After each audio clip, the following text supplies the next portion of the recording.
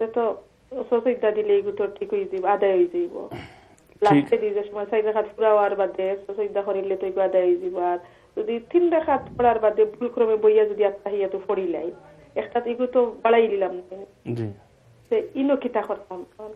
اچھا ٹھیک ہے، میں جواب دیتا ہوں انشاءاللہ جی بہت بہت شکریہ جناب، بہت شکریہ۔ بہن نے بہت اہم سوال کیا کہ 4 رکعتوں والی نماز میں اگر مختلف شکلیں ہو سکتی ہیں کہ 2 رکعتوں کے بعد بیٹھ کر اتحیات پڑھ کے پھر تیسری رکعت کے لیے اٹھنا چاہیے، تو یہ ایک صورت ہے، اور دوسری ایک اور صورت یہ ہے کہ تیسری ایک یہ شکل تو وہ پہلی رکعت پڑھ کر اگر بیٹھ جائیں بھولے سے جی بالکل، تو اور پھر تیسری رکعت میں بھی اسی طرح اٹھنا چاہیے، کھڑا ہونا چاہیے، لیکن اگر بھولے سے بیٹھ جائیں تو ان تمام صورتوں میں سجدہ سہو کر لینے سے نماز ادا ہو جائے گی۔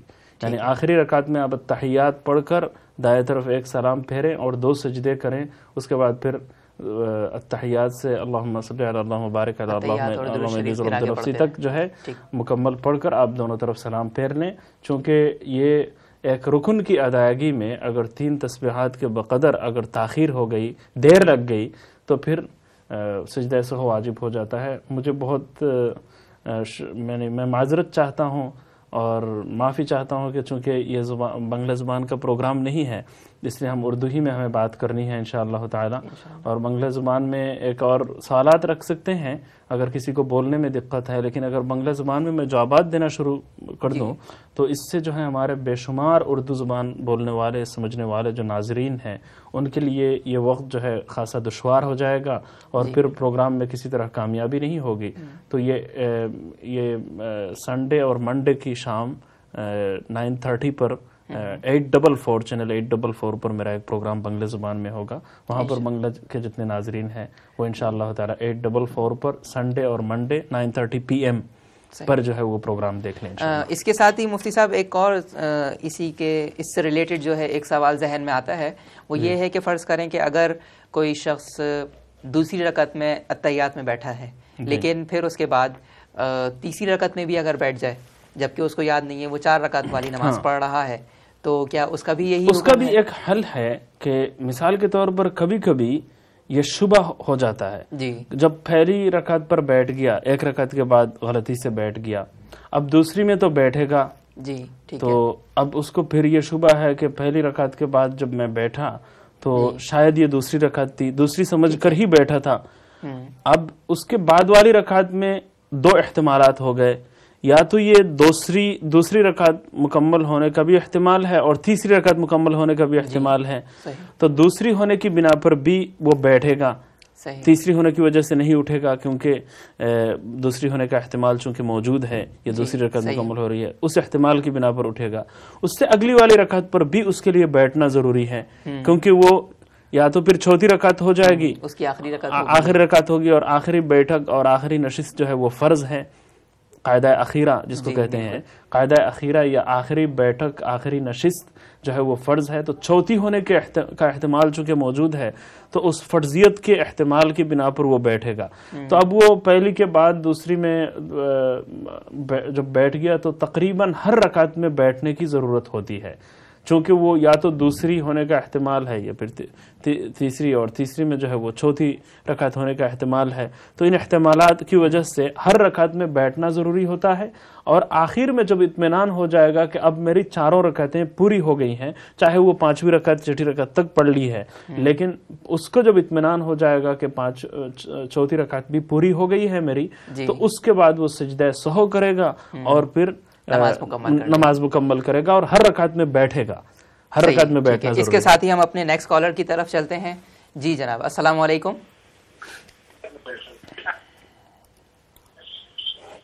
جناب آپ کی آواز دشواری سے آ رہی ہے۔ السلام علیکم۔ ہیلو السلام علیکم۔ السلام، لنکن شہر سے میں فون کر رہا ہوں، 2 سوال ہے میرا۔ جی اپنا نام بتائیے گا جناب۔ ہمارا نام بشیر ہے۔ بشیر صاحب، جی بشیر صاحب۔ پہلا سوال یہ ہے کہ ہمارے ادھر جمعہ کے دن جو فرائیڈے کا نماز ہوتا ہے، جمعہ کے بعد ادھر ہماری دوسرا مسجد ہے جس میں عصر کی نماز پڑھ لیتا ہے، ساتھ ساتھ جمعہ کے ساتھ وہ لوگ عصر کی نماز بھی پڑھ لیتا ہے۔ جی اچھا، وہ یہ ایک پہلا سوال ہے۔ دوسرا سوال یہ بہت سارے لوگ کہتے ہیں 10-20 پاؤنڈ دو، دوسرے ٹائم کہ اگر 10 پاؤنڈ یا حشر کے ساتھ फलाना साहबी के साथ या खलीफा के साथ आपका हशर होगा, ये होगा, ये कितना सच है? अच्छा क्या नहीं समझा आपने बात? यानी चंदे वगैरह वसूल करते हैं और किसी खास जो मतलब चंदा वसूल करने में, उसकी फजीलत बताने में शायद वो मखसूस किसी सहाबी का नाम ले देते हैं, क्या ये सवाल है अगर मैं सही समझाऊं तो? वो के नाम ले लेता है कि भाई आपके हशर इनके साथ होगा, इनके साथ होगा। ये तो दूसरा सवाल है। और पहले कि जुम्मा के बाद ठीक है जी। अच्छा ठीक है, बहुत बहुत शुक्रिया बशीर साहब। आपका जनाब। वालेकुम अस्सलाम वरहमतुल्लाह। जी जी, इसके साथ ही एक और कॉल ले लेते हैं, फिर इंशाल्लाह उसके जवाब देंगे। अस्सलाम वालेकुम। वालेकुम सलाम। जी, अपना नाम बताइएगा और कहाँ से बात कर रही हैं मोहतरमा? जी, मैं हाफिज शुएब बात कर रहा हूँ।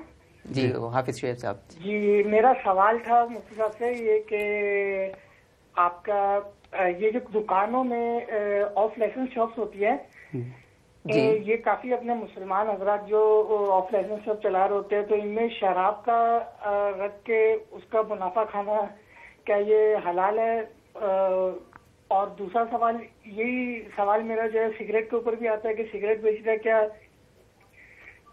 सिगरेट बेचना हलाल होगा?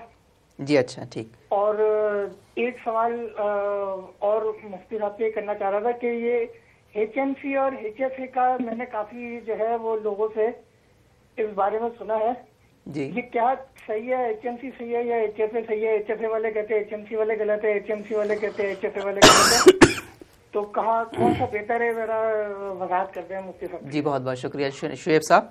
जी जी अस्सलाम वालेकुम। जी ये बशीर साहब का एक सवाल सबसे पहले बशीर साहब ने सवाल किया था कि जुम्मे के दिन बाज़ औक़ात ये देखा गया है कि वो जहाँ नमाज़ पढ़ते हैं तो वहाँ जुम्मे की नमाज के फ़ौरन बाद ही कुछ लोग असर की नमाज अदा करते हैं।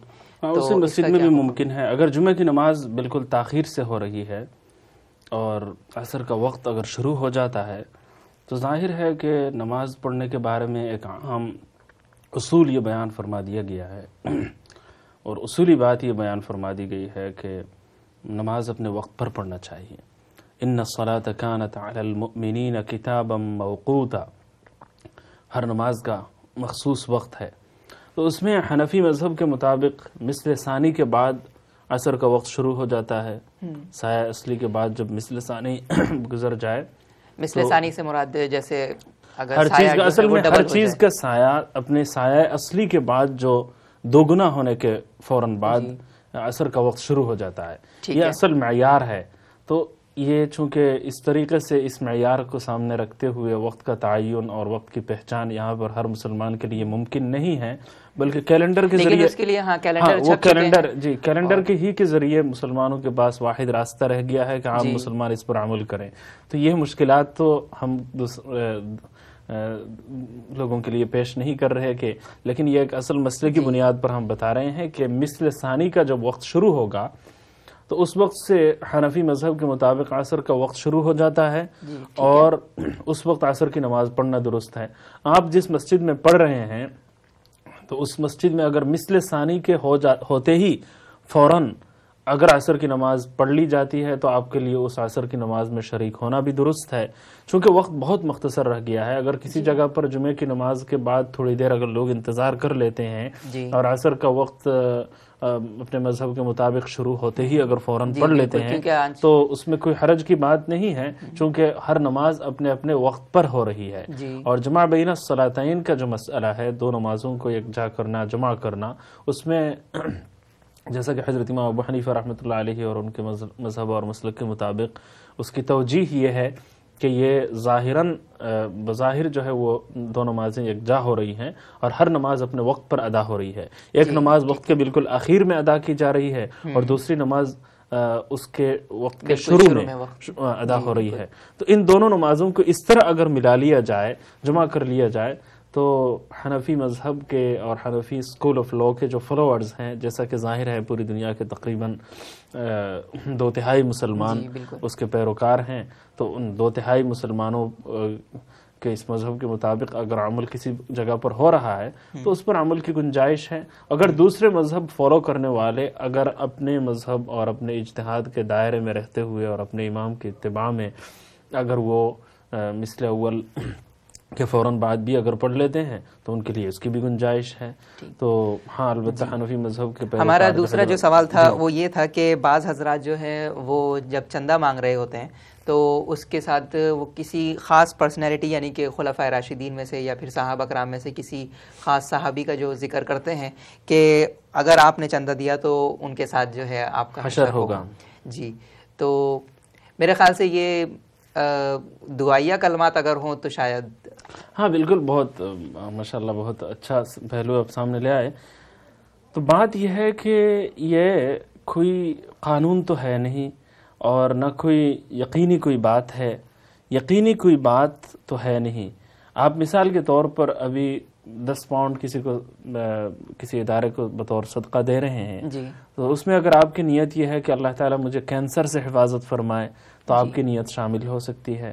آپ اگر یہ دعا کریں کہ اللہ تعالیٰ مجھے ایکسیڈنٹ سے بچا لے تو اس نیت کو آپ خاص طور سے شامل کر سکتے ہیں. کسی خاص ایک دلی داعیہ اور دل کی نیت ہے تو اس کو سامنے رکھتے ہوئے کوئی چندہ دیا جا سکتا ہے. اسی طریقے سے کسی خاص موقع پر اگر بطور امید کے اور بطور دعا کے اگر یہ کہا جائے کہ اللہ تعالیٰ آپ کا حشر فلاں کے ساتھ کرے, فلاں صحابی کے ساتھ کرے, تو اس کی گنجائش ہے. لیکن یہاں پر یہ وضاحت بھی ضروری ہے کہ اس طرح چندہ دے دینے سے ہم سرٹیفکیٹ نہیں دے رہے اور آپ کو یقینی کوئی بات نہیں بتا رہے اور یہ منصوص نہیں ہے, یعنی شرعی دلیل سے ثابت شدہ بات نہیں ہے.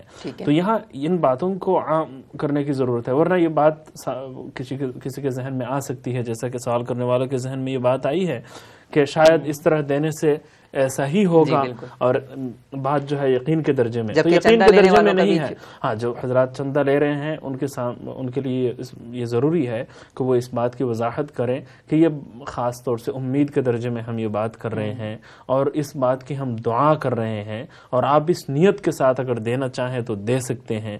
تو یہ باتیں واضح کریں اور یہ بتائیں کہ ہم کسی کو جنت کا سرٹیفکیٹ بھی نہیں دے رہے ہیں اور کسی کو یقینی یعنی امید بھی نہیں دے رہے کہ یقینی طور پر آپ کے ساتھ ایسا ہی ہوگا. تو امید کے درجے میں ہو, دعا کے درجے میں ہو تو پھر اس کی گنجائش تو ہو سکتی ہے, لیکن ان باتوں کی وضاحت بھی عام مسلمانوں کے لیے ضروری ہے. مفتی صاحب ہم دوسرے سوال کی طرف چلتے ہیں. حافظ شیخ صاحب نے یہ سوال کیا تھا کہ مسلمان ہم جیسے یو کے اندر ان کے لیے آف لائسنس دکان کھولنا, کیا ان کے لیے اس کا کیا حکم ہے؟ اور اس کے ساتھ ساتھ میں یہ بھی شامل کرنا چاہوں گا کہ انہوں نے سگریٹ کے متعلق بھی سوال کیا تھا کہ بعض مسلمان یعنی ان چیزوں کی آمدنی اور ان چیزوں سے جو انکم ہوتا ہے, جو آمدنی ہوتی ہے, اس آمدنی سے منافع حاصل کرنا یہ درست ہے یا نہیں؟ ظاہر ہے جو حرام صریح اور قطعی حرام ہے, جیسا کہ شراب کی بات ہے, تو شراب بیچ کر جو منافع ہوگا یہ بھی حرام ہے, اور اس حرام سے اپنے آپ کو بچانا اور اپنی ملکیت سے اس حرام کو خارج کرنا یہ بالکل ضروری ہے. ٹھیک ہے. اور سگریٹ کے حوالے سے البتہ یہ یقین کے ساتھ کہنا ذرا مشکل ہے کہ سگریٹ کی ہر شکل ممنوع ہے. ویسے اس کی حوصلہ افزائی کی, ہمت افزائی کی کوئی گنجائش نہیں ہے, اور ہمیں سگریٹ کے خلاف فتویٰ دینے کی بھی ضرورت نہیں ہے. اس کی وجہ یہ ہے کہ پوری دنیا کے ڈاکٹرز اس کے خلاف فتویٰ دے چکے ہیں. تو اس لیے لوگ علماء کرام سے جب مسائل پوچھتے ہیں اور سوال پوچھتے ہیں کہ بھائی سگریٹ کے بارے میں اب کیا بتاتے ہیں, جائز ہے یا جائز نہیں ہے, تو ہم یہ جواب دیتے ہیں کہ ڈاکٹرز اس کے خلاف فتویٰ دے چکے ہیں. اب حرام کہنا مباح کہنا, اب ہمارے جو ہے اس آپ معاف اللہ اکبر اللہ